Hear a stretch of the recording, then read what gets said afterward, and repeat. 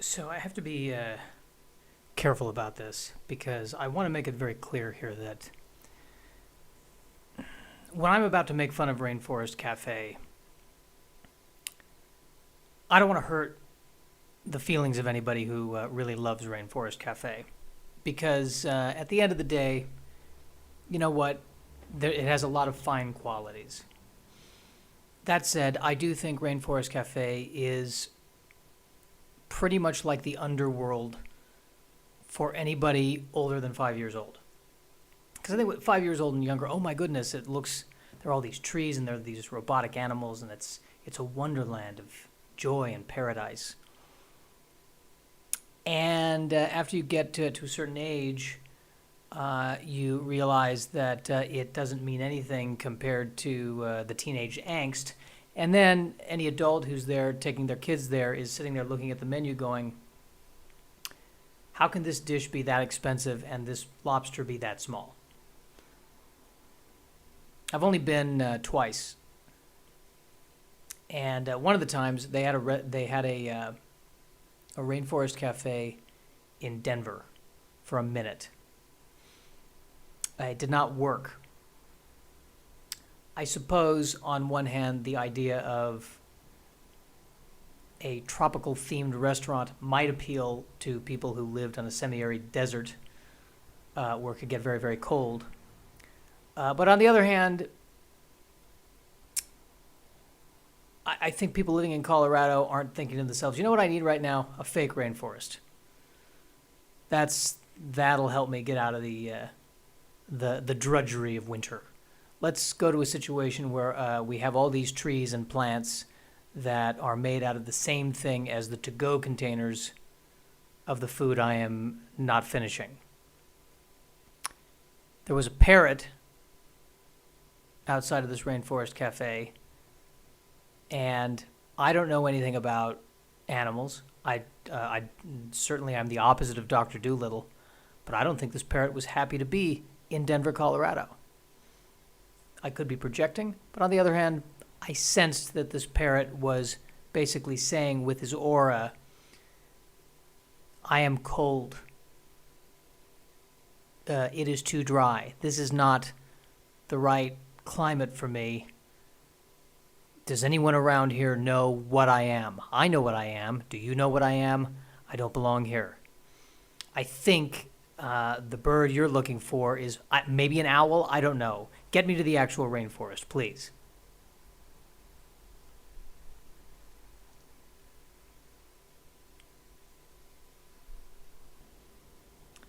So FX on Hulu has canceled Y: The Last Man.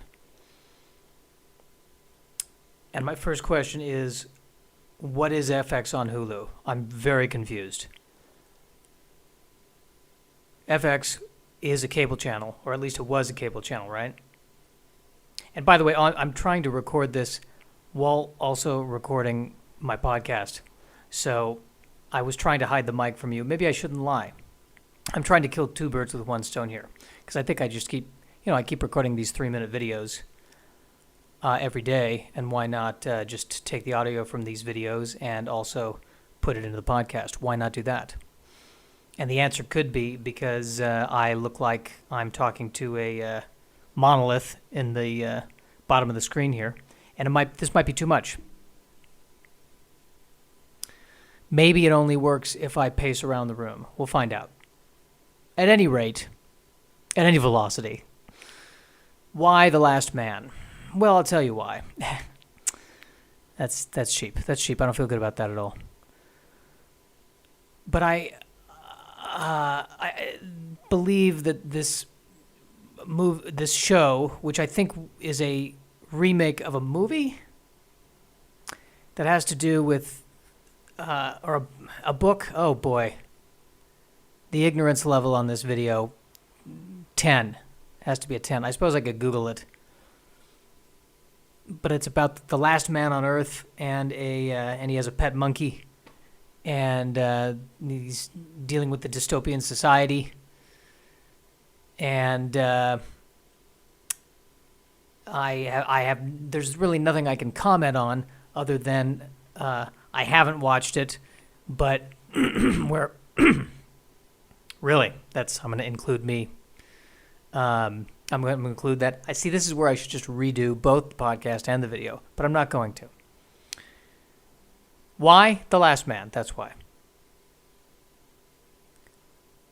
Part of me feels that if I were the last man on Earth, I would still not be in a relationship. And I want to be very clear here. I don't blame women for this. It would be me just saying, I just don't think this is the right time. I'm sure you can find someone else. And the woman saying to me, nobody was asking you. We're actually disappointed that there's still one man. We thought there were no men, and we were stoked. But if there's one, what if there's two or three?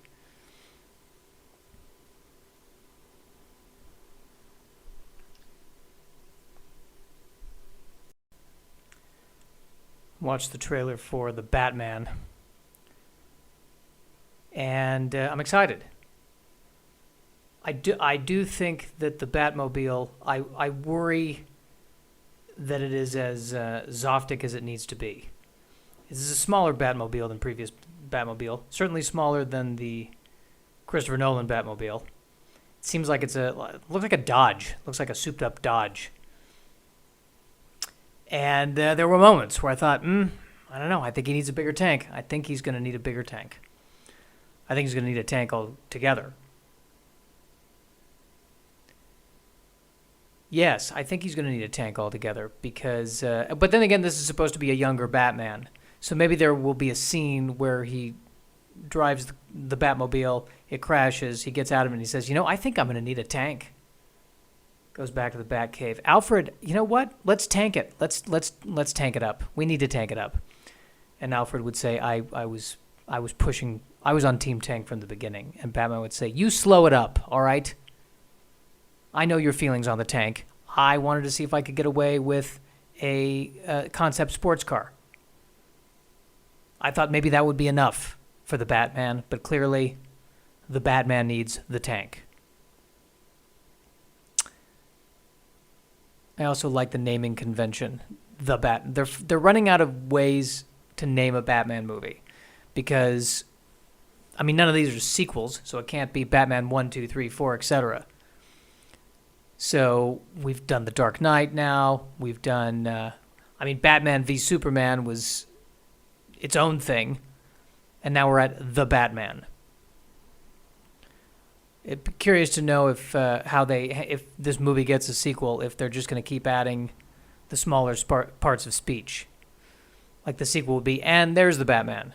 And then after that, who? Oh, the Batman, that's who. And that's the name of the movie. I think that's the direction we're headed. But, how else are you going to name it? Pretty soon, there's so many Batman movies... There might come a point where Batman's not even in the title. Hey, did you see the new Batman movie? What was it called? Working Girl. What? Yeah. Yeah, believe it or not. It's nothing to do with Melanie Griffith Working Girl, but it's... No, once you see the movie, you get the title. Okay, got it. Did you see the new Batman movie? What's it called? Green Lantern. What? That doesn't even make sense. Yeah, you see, it's you think it's about the Green Lantern, but it's really about Batman. It's this cool trick marketing that they're pulling. It's fantastic. You should see the Green Lantern if you love Batman.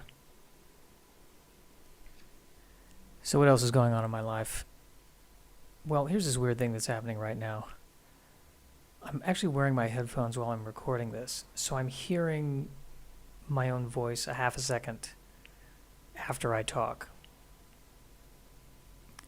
And I'm also learning that I can hear the car outside. Good to know.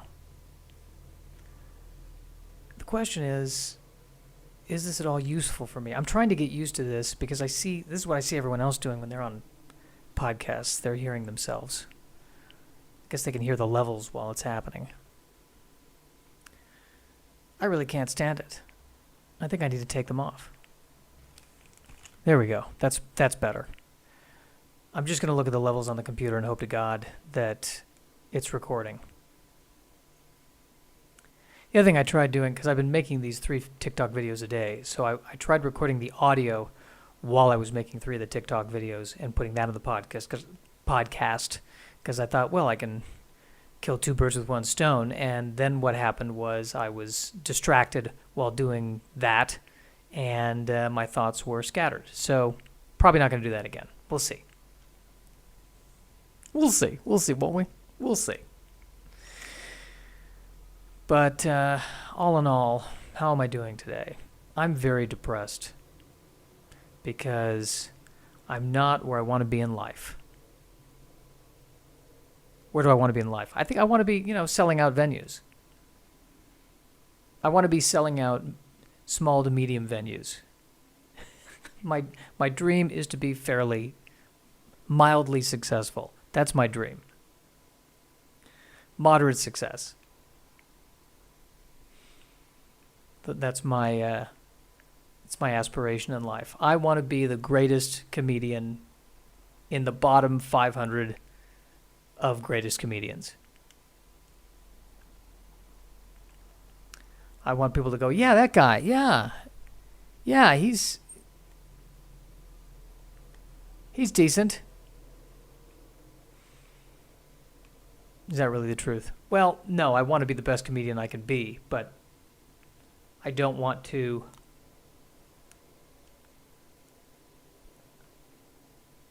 I don't necessarily want to fill stadiums, but I want to fill enough of a venue that I can make money at it. Of course, the problem with depression is that if I were to snap my fingers and have that today, the career that I want, I would probably still be depressed.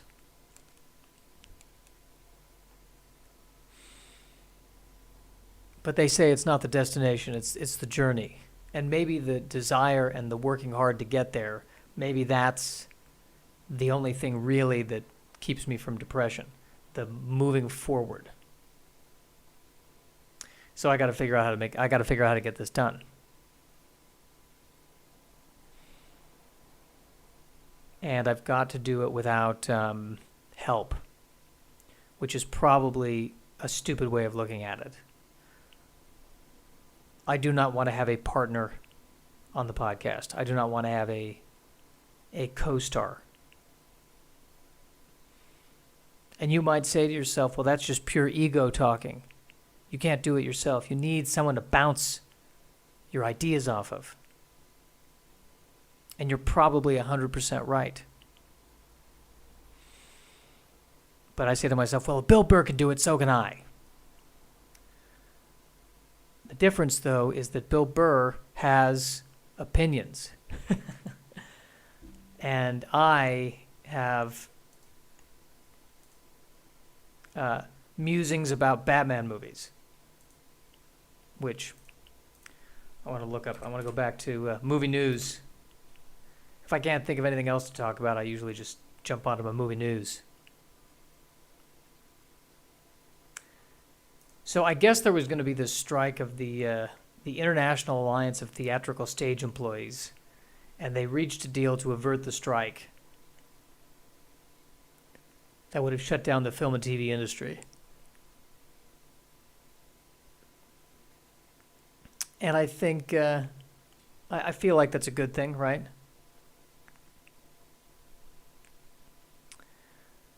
And they're getting, let's see, daily rest periods of 10 hours without exclusions, weekend rest periods of 32 and 54 hours, and retroactive scale wage increase of 3% annually.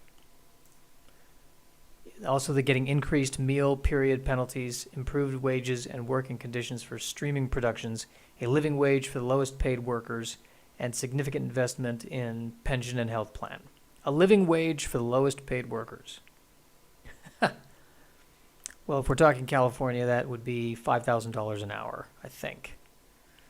In short, IATSC got most of what they asked for. The contract must still be ratified by the membership, which will take a few weeks to months, but it appears the union will not be calling the first nationwide strike in its 128-year history. Well, there you go.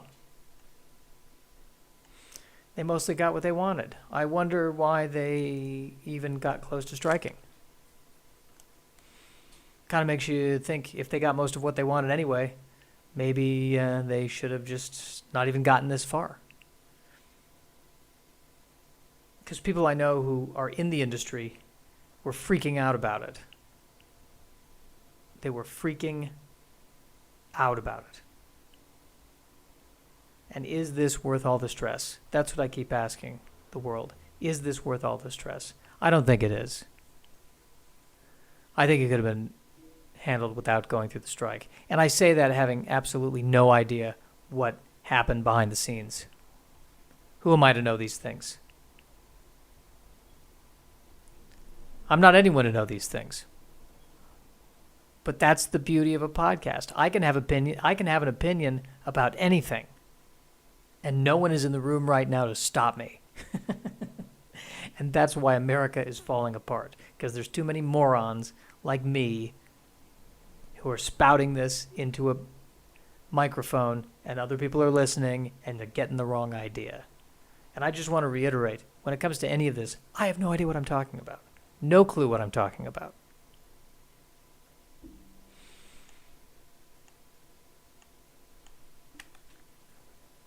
So I'm seeing all these DC previews. So I saw the Batman. There's a featurette for Shazam, Fury of the Gods. I guess DC seems to be going more for the multiverse kind of thing, where everything's kind of disconnected or in its own little track. The shared universe thing seems to have come to an end for the moment with the Justice League. Although this Flash movie, if he jumps into the Tim Burton Batman universe, that could open the door for other crossovers of many different kinds.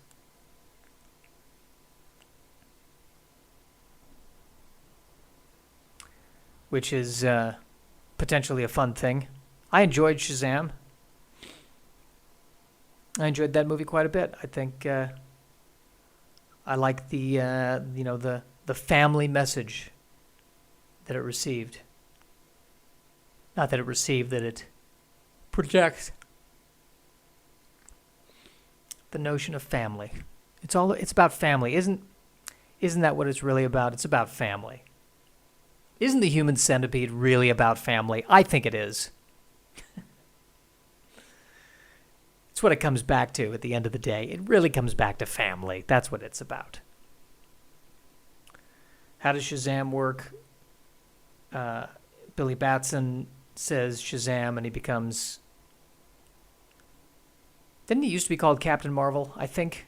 Or Mr. Marvel or something? He becomes Shazam.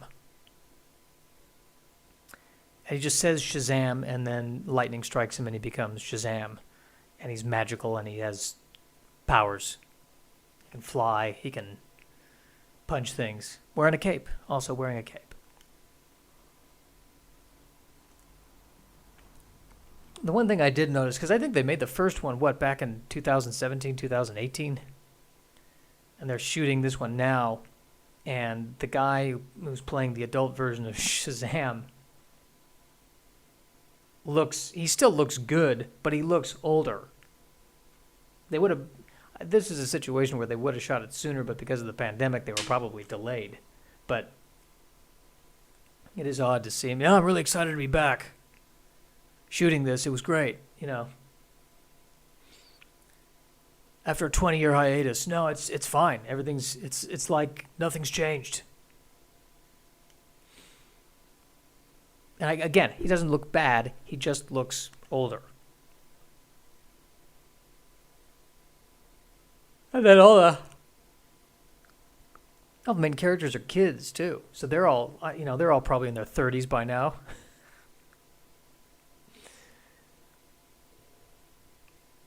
They're all in their 30s, and it appears to take place 5 minutes after the end of the last movie. That's awkward.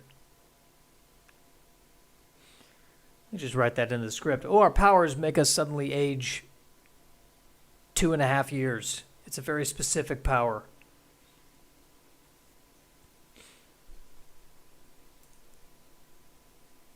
Titans renewed for season 4, and they show a clip from Titans, and I enjoy Titans. I enjoy the show, but one thing I will say is, whenever they do a superhero TV show, they have to fill out a lot more of the show with dialogue, which is fine. It's just, is it fine? Maybe it's not fine. Why would I be complaining about it if it was fine? If it were an animated, I've talked about this before, I'll say it again. If it were an animated series or a movie, there'd be action, action, action, just enough dialogue. Action, action, action. But when it's a TV show, a superhero TV show, it's dialogue, dialogue, dialogue, dialogue, dialogue, dialogue, action sequence. End of show. The whole show, the whole 49 minutes is going to be talking about the fight that's going to happen, and then that fight is about 2 minutes at the end. And usually they have to, one character has to say, can I talk with you for a second in the other room? And they go into the other room. I just want you to know before this happens, I want you to forgive me for what I said about Linda the other day. You never have to forgive me, because it's about family. I know this, you know this. It's about family.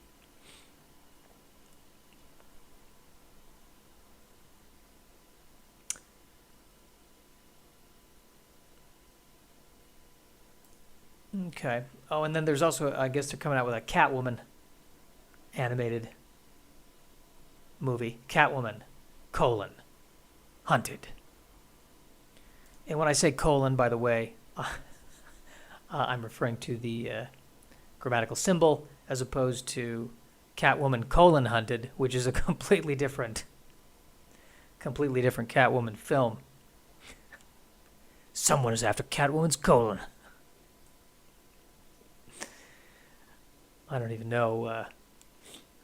Why are they after my colon? You don't want to know. You don't want to know. Just know that they're after your colon, and we need to do something about it. But don't ask for the details, Catwoman. Don't ask. I think the most exciting thing for me about this is that Jonathan Frakes is doing the voice.